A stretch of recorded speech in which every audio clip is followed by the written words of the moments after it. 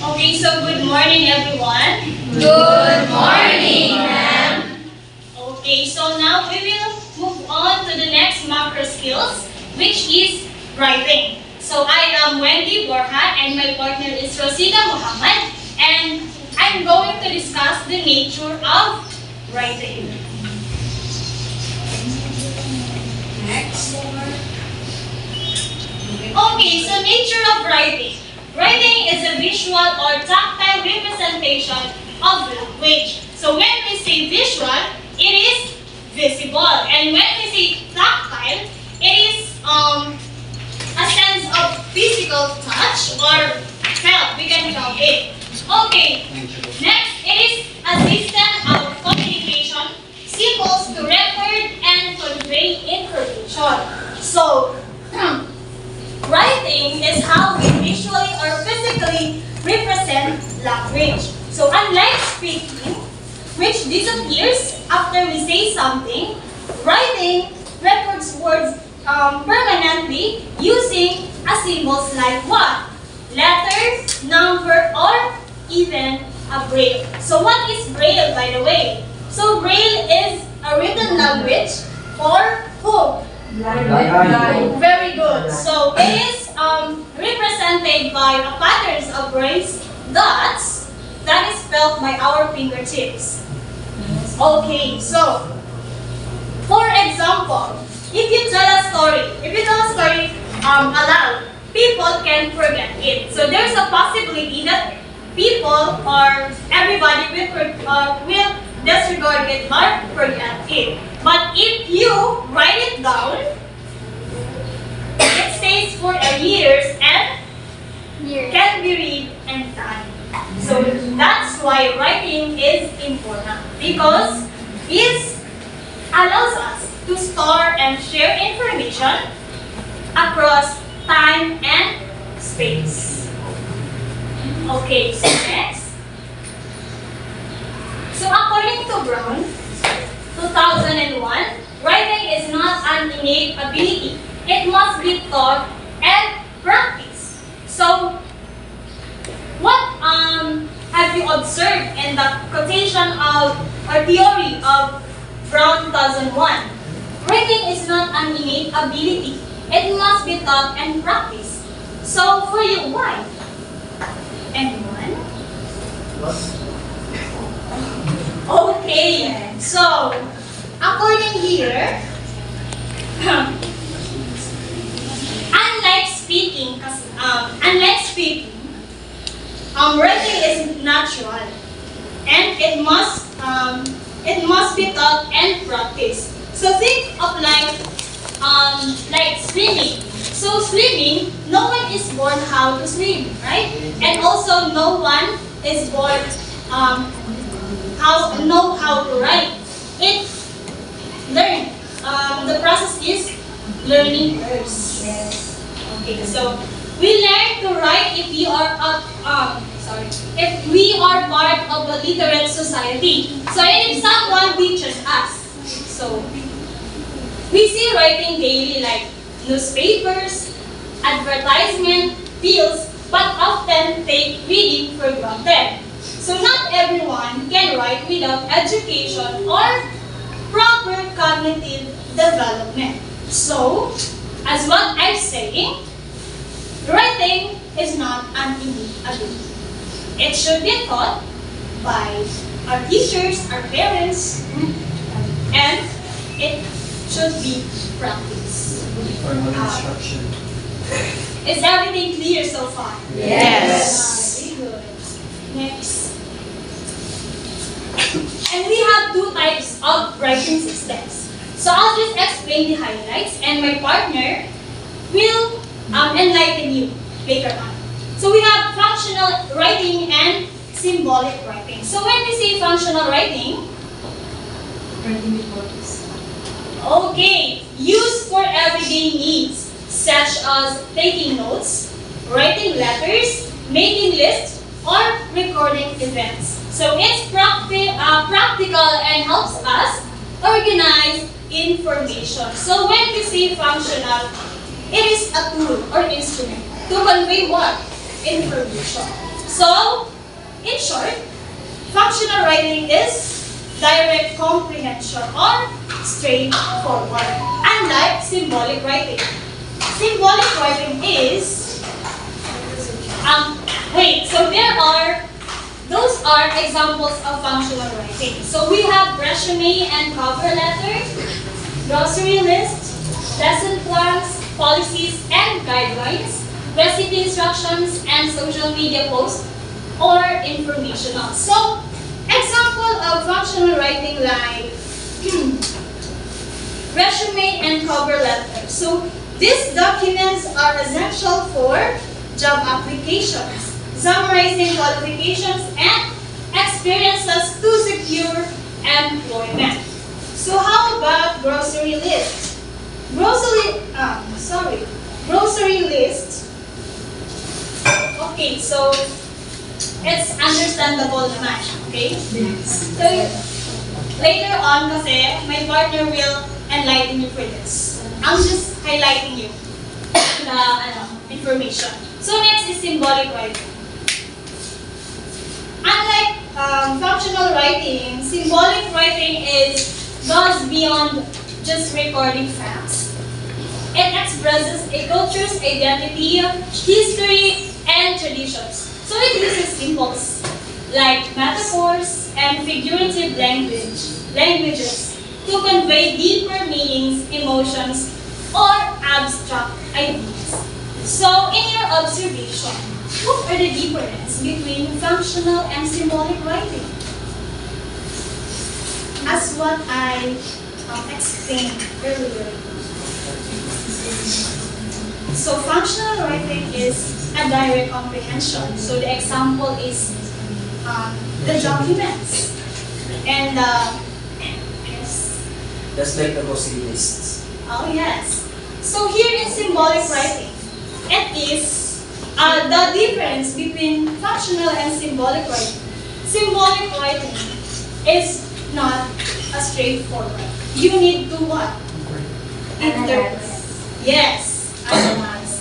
So because symbolic writing uses what? Deeper meanings. Just like in short stories or literature, like in our mythologies. Right? Yeah, like poems. Very good. Gaudian. Okay, so yes, in literature, the words there, they use deeper words, unfamiliar words that difficult us to understand. So that is the example of symbolic writing because it has deeper meanings. So in functional writing, what is the difference between symbolic writing? Direct. Yes, direct comprehension. And you don't need to interpret because the gist or the understandable. Yes. Okay, so is everything clear so far? Yes. Okay, now we will proceed to the purposes of writing, which we'll discuss by my partner. Thank you so much.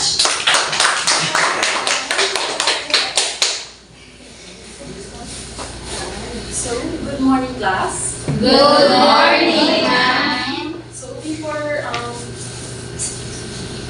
so now, since my partner,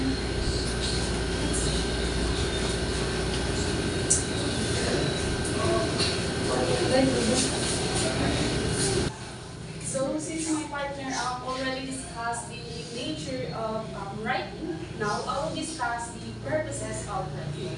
So writing serves multiple roles in different aspects of life, including the personal, the professional, and as well as the academic settings.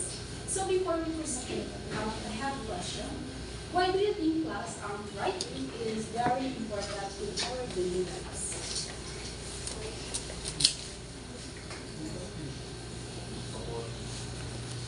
No? Okay. It is, writing is an essential part of our daily lives because it serves different purposes. And writing is a fundamental skills that serves many purposes. So we have first to get things done. Writing is used to accomplish tasks such as making shopping lists, taking notes, writing emails, and filling out forms. So to get things done or to complete the task. So writing helps us to accomplish everyday responsibilities. So like for example, the making shopping list. So by that, by doing shopping list, we have a guideline that that writing will prevent forgetfulness. And next, to inform. Writing is used to convey facts, ideas, and explanations to others. Like for example, textbook, news articles, reports, and even simple messages. So to inform or to share knowledge. So writing is used to inform others by explaining ideas or facts. No? So like for example, the textbook. So in textbook, it is used to textbooks is used in school and universities. So in textbooks, it is a form of writing, wherein if you use the textbook, it is by reading, by reading it, you can gain knowledge from it and taking notes. So taking notes, if our teacher discuss, we probably do the taking notes. So with that, we have our copy wherein the lesson that our teacher discussed will not forget. Writing emails. So writing emails is a form of formal communication and filling out forms. And influence opinions, convince others, or argue a point. So like for example, advertisement, essays, speeches, and social media. Social media posts. So writing is powerful tool for influencing opinions, encouraging action, and shaping public perception. So in advertisement, we know that social media now is very popular. Yes. There's a lot of online sellers who use social media platforms to sell their products by posting the pictures of the products and the description. So with that, the other people, the viewers or the buyer will be being encouraged to buy their products. Essays, speeches. So speeches, So in doing speeches, they use the copy, wherein that copy will serve as the guide to deliver their speech. And also social media posts. So sometimes our friends in online posting some posts that that encourage others' perspective. Next slide. To maintain relationships, writing helps sustain personal and professional relationships like letters, emails, text messages, and social media. So, to maintain relationship or to stay connected. So writing enables communication and strengthens relationships by keeping people connected despite physical distance. So by the letter, by sending a digital or handwritten letter, this keep us being connected with others. And also, emails is a formal way of communicating, and also text messages.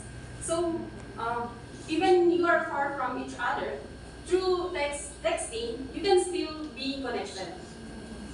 And social media, like what I we use right now using the messenger, Next, to document occurrences, events, writing records important events, meetings, or historical facts for future references. To document occurrences, events, or to keep records. Writing is an essential for preserving important information for future references, accountability, and historical documentation. So we have the examples, the journals. So many people maintain personal journals to record their daily experiences, thoughts, and emotion. So which can serve as a reflection over time. And also reports in businesses and institutions. It is prepare reports to document progress, financial status, and development.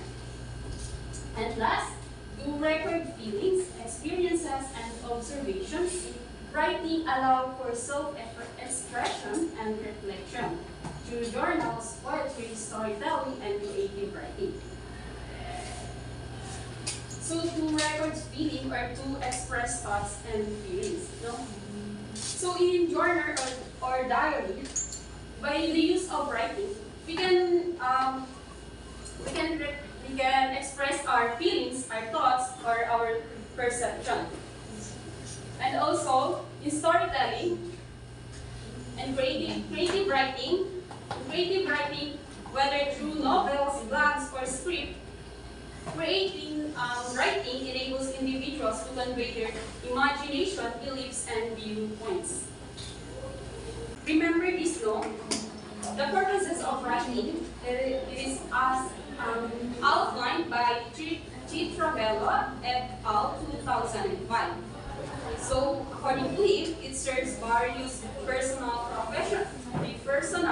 professional, and the academic settings. So to sum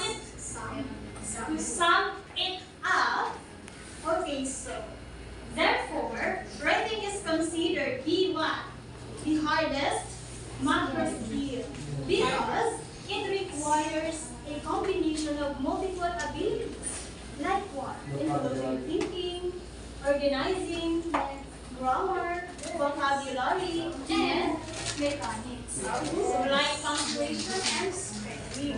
According to our review. Okay, so writing is challenging, but it's also powerful. The more you practice, the better you become. It allows you to express ideas clearly, communicate effectively, and leave lasting impact. So that's the power of writing. So I think let's call it a day. Thank you so much.